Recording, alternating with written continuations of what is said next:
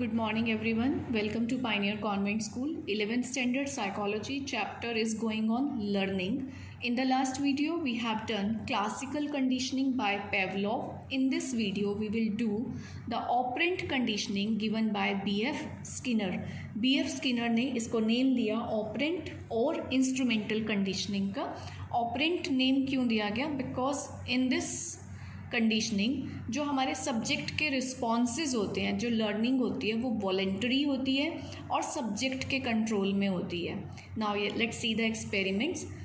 This experiment was done on rats and pigeons. तो Skinner ने इस एक्सपेरिमेंट के लिए एक बॉक्स बनाया जिसका नेम दिया गया स्किनर बॉक्स. इसके अंदर एक हंग्री पिजन को रखा गया. और आपको पता है कि जो एनिमल्स और बर्ड्स का जो बिहेवियर होता है वो एक्सप्लोरेटरी होता है. मीन्स अगर उन्हें किसी बॉक्स में रूम में बंद कर दिया जाए तो वो पूरा रूम एक्सप्लोर करते हैं, कॉर्नर टू कॉर्नर जाएंगे, सर्च करते हैं. तो जब पिजन एक्सप्लोर कर रहा था इस बॉक्स को तो उसका जो उसके पैर से यहाँ पे एक लेवर था, मीन्स एक स्विच था जो प्रेस हो गया. एंड जैसे ही वो स्विच प्रेस हुआ इस इनलेट से उसको यहाँ पे फूड मिल गया. तो 3-4 टाइम्स जब ऐसा किया गया, उसको बार बार उस बॉक्स में रखा गया, तो 3 to 4 टाइम 5 टाइम पिजन को एक्सप्लोर करना पड़ा इस लेवर के लिए. और आफ्टर अ फ्यू ट्रायल्स, कुछ ट्रायल्स के बाद ये फाइंड आउट किया कि अब उसे जैसे ही बॉक्स में रखते थे तो वो एक्सप्लोर नहीं करता था. अब वो डायरेक्टली उस पॉइंट पे जाता था, लेवर को प्रेस करता था और उसे फूड मिल जाता था. तो यहाँ पे हमारी कंडीशनिंग मीन्स हमारी जो लर्निंग थी वो कंप्लीट हो गई. कब कंप्लीट हो गई? जब पिजन ने या रैट ने उसको प्रेस करना सीख लिया.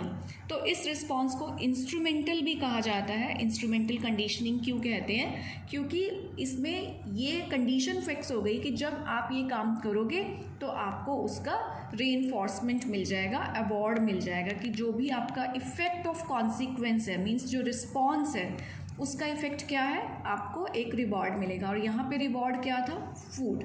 तो इसे हम कहते हैं ऑपरेंट कंडीशनिंग. नाउ जैसे हमने क्लासिकल कंडीशनिंग में कुछ डिटर्मिनेंट स्टडी किए थे. डिटर्मिनेंट्स क्या होते हैं? जो उस एक्सपेरिमेंट के सक्सेस रेट को इंक्रीज़ कर देते हैं. तो ऑपरेंट कंडीशनिंग के भी कुछ डिटर्मिनेंट्स हैं, जैसे कि first of all types of reinforcement, कि किस तरीके का री-इन्फोर्समेंट मिल रहा है, पॉजिटिव और negative. Now let's talk about positive first of all. Positive reinforcement involves stimuli that have pleasant consequences. Means जिसमें जो हमारे जो स्टिमुलर्स हैं वो बहुत पॉजिटिव होंगे और बहुत प्लेजेंट होंगे. जैसे कि पॉजिटिव रीइंफोर्सर्स सेटिस्फाई नीड्स, वो नीड्स को सेटिस्फाई करने वाले होते हैं, जैसे कि फूड, वाटर, कोई प्रेज, मेडल या मनी एट्सेट्रा. तो इससे जो हमारा रिस्पॉन्स होता है वो इंक्रीज़ हो जाता है. नेगेटिव रीइंफोर्सर्स में अनप्लेजेंट और पेनफुल स्टिमुलाई होते हैं और हम उस स्टिमुलाई से बचने के लिए जो एस्केप रिस्पॉन्स देते हैं वो हमारी लर्निंग होती है. फॉर एग्जांपल जो ड्राइवर्स हैं वो सीट बेल्ट लगाते हैं to avoid the accidents and to avoid the fine.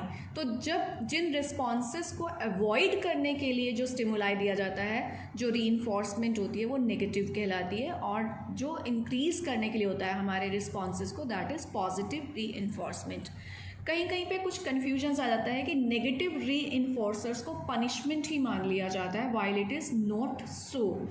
क्योंकि जो पनिशमेंट होती है उसका जो रिस्पॉन्स होता है वो कभी भी स्टेबल नहीं होता, वो फॉर द टाइम बीइंग होता है. और जो नेगेटिव रीइंफोर्सर्स होते हैं जिसमें हम पेनफुल स्टिमुलाई को अवॉइड करने के लिए एस्केप रिस्पॉन्स देते हैं, वहाँ पे हमारी परमानेंट लर्निंग होती है. फॉर एग्जांपल कोल्ड से बचने के लिए, कोल्ड से एस्केप करने के लिए जो हमने सीखा कि वुलन क्लॉथ पहनना है, एक तरीके से वहाँ पे जो कोल्ड है वो कैसा रीइंफोर्सर है, वो नेगेटिव स्टिमुलाई है. So this is the difference between positive reinforcer and negative reinforcer. Next, success of the experiment depend करता है, success of the learning depend करती है कि नंबर ऑफ रीइंफोर्सर्स कितने हैं, कि आपने जितनी बार भी ट्रायल किया आपको उतनी बार अवार्ड मिल रहा है और या फिर कम अवार्ड मिल रहे हैं या ज़्यादा अवार्ड मिल रहे हैं. Depends on the number of reinforcement, या फिर अमाउंट ऑफ रीइंफोर्समेंट कम है या ज़्यादा है, मीन्स लेस है या मोर है, कि बहुत कम क्वांटिटी में आपको अवार्ड मिल रहा है या ज़्यादा क्वांटिटी में अवार्ड मिल रहा है, उसके ऊपर भी लर्निंग डिपेंड करती है। नेक्स्ट, लर्निंग डिपेंड करती है क्वालिटी ऑफ री इन्फोर्सर्स, कि किस टाइप का री इन्फोर्समेंट मिल रहा है। बहुत छोटा सा इन्फीरियर गिफ्ट मिल रहा है या कोई बहुत सुपीरियर हमें गिफ्ट मिल रहा है, तो उसके अकॉर्डिंग हमारा जो लर्निंग रेट होता है वो इंक्रीज़ और डिक्रीज़ हो सकता है। नेक्स्ट, हमारा success of learning, success of response depend करता है शेड्यूल्स ऑफ री इन्फोर्समेंट, कि कॉन्टीन्यूस री इन्फोर्समेंट मिल रहा है तो एक स्टेबल लर्निंग होगी, मीन्स हम एक पॉइंट पे पहुंच के स्टॉप हो जाएंगे, उससे ज़्यादा ट्रायल, उससे ज़्यादा एफर्ट्स हम नहीं करेंगे क्योंकि हमें कॉन्टीन्यूस री इन्फोर्समेंट मिला। नेक्स्ट होता है पार्शियल री इन्फोर्समेंट, कि इसमें जो इंटरवल होता है और जो टाइम लैप्स होता है दो री इन्फोर्समेंट के बीच में, वो हमें पता नहीं होता है। तो यहाँ पे हम बहुत ज़्यादा एफर्ट्स करते हैं, ज़्यादा ट्रायल्स करते हैं और हमारी लर्निंग यहाँ पे बेटर होती है और हमारे जो रिस्पॉन्सेज होते हैं वो बेटर होते हैं। फॉर एग्ज़ाम्पल, हम किसी कंपनी में जॉब कर रहे हैं, मुझे नहीं पता कि मुझे किस इंटरवल पे रिवॉर्ड मिलेगा। अगर मुझे पता होगा कि मुझे इस इंटरवल पे रिवॉर्ड मिलना है, तो क्या होगा कि मैं इसी इंटरवल पे आके अपने एफर्ट्स को इंक्रीज़ कर लूँगी, तो मेरा जो रिस्पॉन्स होगा वो ऑथेंटिक नहीं होगा। लेकिन अभी मुझे पता ही नहीं है कि किस इंटरवल पे कौन सा अवार्ड मिलना है, तो मेरा कॉन्टीन्यूस एफर्ट रहेगा, परसिस्टेंट एफर्ट रहेगा, तो जो लर्निंग है और जो रिस्पॉन्स है वो दोनों बहुत ही बेटर क्वालिटी के होंगे। तो शेड्यूल ऑफ री इन्फोर्समेंट में सबसे बेस्ट माना जाता है पार्शियल री इन्फोर्समेंट को। अगर डिलेड री इन्फोर्समेंट है, कि मतलब कि एक्शन होने के बाद, रिस्पॉन्स होने के बाद बहुत टाइम के बाद जाके कोई री इन्फोर्समेंट या रिवॉर्ड मिलता है, तो उसमें वो पुअर परफॉर्मेंस की तरफ लीड करता है। फिर जो सब्जेक्ट होता है वो एफर्ट करने स्टॉप कर देता है या कम कर देता है। तो ये सारे डिटर्मिनेंट हैं कि टाइप ऑफ री इन्फोर्सर पॉजिटिव है या नेगेटिव, उस पर डिपेंड करती है लर्निंग। री इन्फोर्सर का नंबर, कितना री इन्फोर्समेंट मिल रहा है, उस पर डिपेंड करता है अमाउंट ऑफ री इन्फोर्समेंट एंड क्वालिटी ऑफ री इन्फोर्समेंट। या फिर शेड्यूल ऑफ री इन्फोर्समेंट की कॉन्टीन्यूस है, पार्शियल है या डिलेड है, और इन सब में से बेस्ट माना जाता है पार्शियल री इन्फोर्समेंट को। तो ये सारा था हमारा ऑपरेंट कंडीशनिंग एक्सपेरिमेंट और उसके determinant. Now what is the difference between classical and operant conditioning? Classical conditioning was given by Pavlov and operant was given by B.F. Skinner. First of all, this is the difference. And now here responses are under the control of some stimulus. यहाँ पे जो response हैं वो stimulus पे depend कर रहे थे कि stimulus मिलेगा, means यहाँ पे unconditioned stimulus and then conditioned stimulus मिलेगा तो result आएगा, means food आएगा सामने तो saliva आएगा। लेकिन यहाँ पे जो रिस्पॉन्सेज हैं इस कंडीशनिंग में, those are under the control of organism, means subject अगर लिवर को प्रेस करेगा तो उसको रीइंफोर्समेंट मिलेगा। तो रिस्पॉन्स सब्जेक्ट के अंडर है, यहाँ पे जो रिस्पॉन्स है वो स्टिमुलस के अंडर है। नेक्स्ट है कि यहाँ पे जो कंडीशन स्टिमुलस है, यानी कि जो बेल है, और जो अनकंडीशनड स्टिमुलस है, जो फूड है, दोज आर वेल डिफाइंड, हमें दोनों के बारे में क्लियर इन्फॉर्मेशन है। लेकिन यहाँ पे जो कंडीशनड स्टिमुलस है, जो लिवर है, वो डिफाइंड नहीं है, वो सब्जेक्ट को सर्च करना है। यहाँ पे कुछ भी सर्च नहीं करना डॉग ने, उसके सामने दोनों स्टिमुलस अपने आप आएंगे और वो रिस्पॉन्ड करेगा। लेकिन यहाँ पे कंडीशन स्टिमुलस डिफाइंड नहीं है। हेयर एक्सपेरिमेंटर, जो एक्सपेरिमेंट करने वाला है person, controls the occurrence of CS and US, की CS condition stimulus bell, uncondition stimulus food कब प्रेजेंट करना है, ये एक्सपेरिमेंटर के कंट्रोल में होता है। यहाँ पे ऑर्गेनिज्म कंट्रोल करता है कि कब मैं लेवर प्रेस करूँगा और कब मुझे रीइंफोर्समेंट मिलेगी। नाउ यहाँ पे जो सब्जेक्ट है हमारा डॉग, ही इज़ पैसिव, उसने कुछ नहीं करना है, उसके सामने बेल बजेगी, फूड आएगा तो उसके माउथ से नॉर्मली स्लाइवा सीक्रेट हो जाएगा। लेकिन यहाँ पे जो हमारा सब्जेक्ट है वो एक्टिव है, वो पैसिव नहीं है, उसे लीवर सर्च करना होगा, उसे लीवर प्रेस करना होगा, तभी उसको रीइंफोर्समेंट मिलेगा। Classical conditioning is completely based on the stimulus, stimulus आएगा तो कंडीशनिंग होगी, राइट। लेकिन यहाँ पे जो लर्निंग है that is based on reinforcement, की अगर रिवॉर्ड मिलेगा, रीइंफोर्समेंट मिलेगा लिवर प्रेस करने के बाद, तो सब्जेक्ट बार बार उस लीवर को प्रेस करेगा और उसकी लर्निंग हो जाएगी। तो ये मेन डिफरेंसेस हैं क्लासिकल एंड ऑपरेंट कंडीशनिंग के। After that our next topic is कि दोनों ही लर्निंग में की प्रोसेसेस कौन कौन से होते हैं, कौन से मेन फंक्शंस हैं जो दोनों लर्निंग में अकर करते हैं। First is reinforcement. Reinforcement means आपको पहले ही क्लियर है कि जब री-इन्फोर्समेंट में दो चीज़ें आएंगी कि आप positive stimuli, negative stimuli and the reward. तो पॉजिटिव स्टिमुलाई क्या होते हैं, पॉजिटिव री-इन्फोर्समेंट क्या होता है? Positive reinforcement involves stimuli that have pleasant consequences, and positive reinforcers generally satisfy the needs which include food, water, medals, etc. and positive reinforcements क्या करते हैं? they increase the rate of response। वो उस response का rate increase कर देते हैं, उस लर्निंग को इंक्रीज़ कर देते हैं जो डिज़ायर्ड बिहेवियर हमें चाहिए होता है। नेगेटिव री-इन्फोर्सर्स क्या करते हैं कि जो बिहेवियर हमें नहीं चाहिए उसको वो डिक्रीज़ कर देंगे। फॉर एग्ज़ाम्पल, अगर कोई बच्चा झूठ बोलता है या कोई बच्चा क्लास में स्टीलिंग करता है तो हम उसको ऐसा री-इन्फोर्स करेंगे, या तो हम उसे जो पॉजिटिव अवार्ड्स हैं, रिवॉर्ड्स हैं, वो देना बंद कर देंगे। उसको बंद करना भी एक नेगेटिव री-इन्फोर्समेंट माना जाएगा, या हम उसे पनिश कर सकते हैं और उसके बाद उसका वो जो अनडिज़ायर्ड बिहेवियर है वो स्टॉप हो जाएगा। लेकिन जनरली इसे माना जाता है कि पनिशमेंट की बजाय हमें पॉजिटिव री-इन्फोर्सर पे फोकस करना चाहिए। पनिशमेंट करने की बजाय अगर वो बिहेवियर स्टॉप कर रहा है हमारे कहने पे, तो हमें उसे तब कोई अवार्ड देना चाहिए। So positive reinforcer is considered better than the negative reinforcers. इनमें टू टाइप के री-इन्फोर्सर्स होते हैं। Primary reinforcers which determines the organism survival, जो हमारे बायोलॉजिकल सर्वाइवल को हेल्प करते हैं, जैसे कि food, water, shelter, safety etcetera.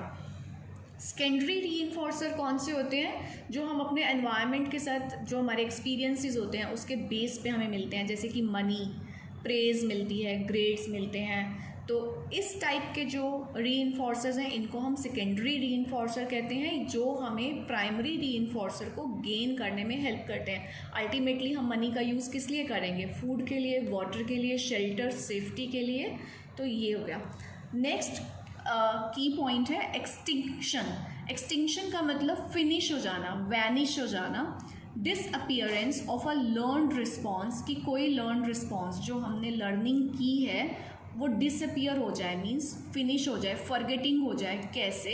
Due to the removal of the reinforcers, क्योंकि जो री-इन्फोर्सर्स हमें मिल रहे थे जिससे लर्निंग इंक्रीज़ हो रही थी या डिक्रीज़ हो रही थी, वो री-इन्फोर्सर ही हटा दिया जाए तो धीरे धीरे हमारी लर्निंग डिसअपियर हो जाती है।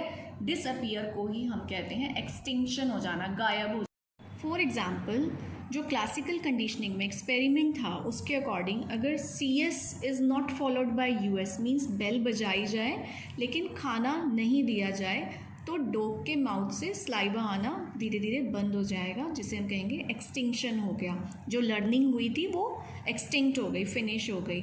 फॉर एग्जांपल, जैसे कि पिजन लिवर प्रेस कर रहा था, फूड मिल रहा था, लेकिन सपोज़ वो लिवर प्रेस कर रहा है और फूड नहीं मिल रहा, तो 2, 3, 4 ट्रायल्स के बाद उसकी वो जो लर्निंग है वो फॉरगेटिंग हो जाएगी, एक्सटिंक्शन हो जाएगा। नेक्स्ट, ये जो एक्सटिंक्शन होता है ये एकदम से नहीं होता। ऐसा नहीं है कि आज अगर बेल बजने के साथ फूड नहीं दिया तो एक ही दिन में एक्सटिंक्ट हो जाएगी लर्निंग, ऐसे नहीं होगा। क्योंकि जो हमारी लर्निंग है वो रेजिस्ट करती है एक्सटिंक्शन को, मींस वो हमें भूलने से रेजिस्ट करती है हमारी learning. Let's see by this graph हम बेटर अंडरस्टैंड करेंगे। जब हमें ट्रायल्स चल रहे होते हैं तो धीरे धीरे हमारी लर्निंग क्या हो रही है? इंक्रीज़ हो रही है। एक पॉइंट पे आके हमारा बिहेवियर वो लर्न हो गया। सपोज़ यहाँ पे रीइंफोर्समेंट मिलना, फूड मिलना बंद हो गया, तो एकदम से एक्सटिंक्ट नहीं हुए ना कि हम एकदम से ज़ीरो पे आ गए। ये धीरे धीरे हुआ, धीरे धीरे करते करते हम बिल्कुल उस बिहेवियर को रिस्पॉन्ड करना बंद कर दिया, तो यहाँ पे आके एक्सटिंक्शन हो जाता है। नेक्स्ट, एक और टर्म होती है जर्नलाइजेशन एंड डिस्क्रिमिनेशन। ये दोनों टर्म साथ में डिस्कस होती हैं। जर्नलाइजेशन होता है जब एक स्टिमुलस पे रिस्पॉन्स आ रहा है, उसके जैसा दूसरा स्टिमुलस अगर दिया जाएगा तो उस पर भी रिस्पॉन्स अगर आता है तो उसे कहते हैं जर्नलाइज कर देना। ठीक है। फॉर एग्जाम्पल डॉग ने बेल की साउंड पे रिस्पॉन्ड किया। अब अगर मान लो उसी के साथ साथ कोई टेलीफोन बज रहा है नेक्स्ट डे, तो डॉग उसमें अगर डिफ्रेंशिएट नहीं कर पा रहा, वो उसको भी बेल के इक्वल कंसीडर कर रहा है, तो इसका मतलब उसने जर्नलाइज कर लिया है और वो उसके ऊपर भी रिस्पॉन्स देगा। फॉर एग्ज़ाम्पल एक बच्चा घर में अगर टॉफिस सर्च कर रहा है according to your book example, और वो उसको एक ऐसे जार में मिला जो बहुत कलरफुल है और जिसमें 1 लॉक है, तो वो उसने फाइंड आउट कर लिया। नेक्स्ट डे अगर उसकी मॉम ने उन टॉफिस की जगह बदल दी, तो अगर उसको उसके जैसा कोई और बॉक्स मिल रहा है, थोड़ा सा कलर चेंज है, फिर भी वो उसमें से वो टॉफिस सर्च कर लेता है, तो क्या हुआ, उसने जर्नलाइज्ड लर्निंग रिस्पॉन्ड दिया है कि एक जैसे दिखने वाली चीज़ों के ऊपर सेम लर्निंग होना, सेम रिस्पॉन्स होना। इसी तरीके से होता है डिस्क्रिमिनेशन, जब हम डिफरेंट रिस्पॉन्ड करते हैं डिफरेंट स्टिमुलाई पे। फॉर एग्जांपल अगर कोई बच्चा ब्लैक क्लोथ्स पहने हुए बियर्ड वाले पर्सन से डरता है, और सपोज़ कोई दूसरा पर्सन है जिसने ब्लैक क्लोथ्स नहीं पहने हुए, जिसकी बियर्ड भी नहीं है, तो बच्चा उससे नहीं डरता, क्योंकि बच्चे ने डिस्क्रिमिनेट कर लिया कि इस स्टिमुलाई से मुझे डरना है और इस स्टिमुलस से मुझे नहीं डरना है। This is called generalization and discrimination in learning. Next होता है spontaneous recovery. This point is related with extinction, कि occurs after a learn response is extinguished. Means ये देखिए दिस ग्राफ, जब हम एक्विजिशन ट्रायल्स चल रहे थे, हम दोनों चीज़ें दे रहे थे, CS plus US, condition stimulus दिया फिर अनकंडीशन स्टिमुलस दिया, तो लर्निंग हो गई। ठीक है, कुछ टाइम के बाद सिर्फ कंडीशन स्टिमुलस दिया गया, बेल बजाई गई लेकिन खाना नहीं दिया गया, तो धीरे धीरे क्या हुआ, एक्सटिंक्ट हो गया, लर्निंग फिनिश हो गई, रिस्पॉन्स भूल गया। उसके बाद कुछ टाइम पीरियड का गैप दे दिया गया जिसको रेस्ट पीरियड कहा गया, क्योंकि डॉग ने देख लिया था कि बेल तो बजती है लेकिन खाना नहीं आता, तो धीरे धीरे उसका वो स्लाइवा जनरेट होना बंद हो गया। फिर रेस्ट पीरियड आ गया। रेस्ट पीरियड के बाद एक दिन फिर से कंडीशन स्टिमुलस दिया गया, बेल बजी, तो डॉग को लगा कि आज बहुत दिनों के बाद बेल बजी है, तो शायद इसके साथ फूड भी आएगा, और उसके माउथ से सेम स्लाइवा सीक्रेट हुआ। तो इसे हम कहते हैं स्पॉन्टेनियस रिकवरी, अचानक से याद आ जाना वो response. So this is called spontaneous recovery. So I hope all the points are clear to you. What is the role of reinforcement? How does extinction happen? What is generalization and discrimination? इनके ऊपर 1 mark के points भी आ सकते हैं, describe करने के लिए note आ सकते हैं। And this is spontaneous recovery, जब एक्सटिंक्शन होने के बाद एक गैप के बाद फिर से हमें वो रिस्पॉन्स याद आ जाए, that is called spontaneous recovery. So this much we have done in this video, and in the next video we will be going ahead with the next topic. Have a good day.